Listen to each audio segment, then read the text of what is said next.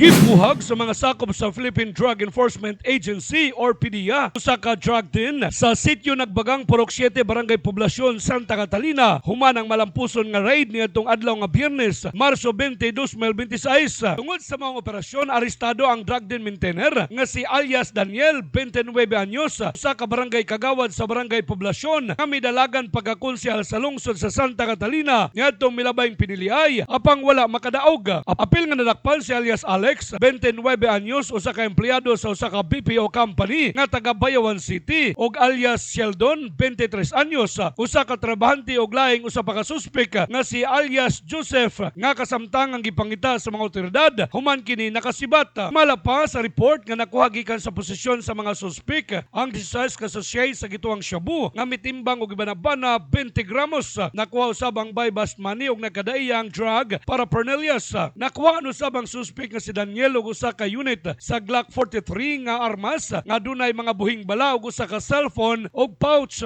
Ang maong malampusong operasyon gilusad pinagi sa niusang pwersa sa PDEA, NIR, PNP Drug Enforcement Group ug Santa Catalina Municipal Police Station. Sumala sa impormasyon nga nakalap sa K5 News FM Bayawan base sa giasoy ni Municipal Councilor Elfidio Junjun Electuna Jr. nga pilpilan na kini kabulan ang nakalabay human gitangtang sa DILG sa katungdanan ang maong kagawad.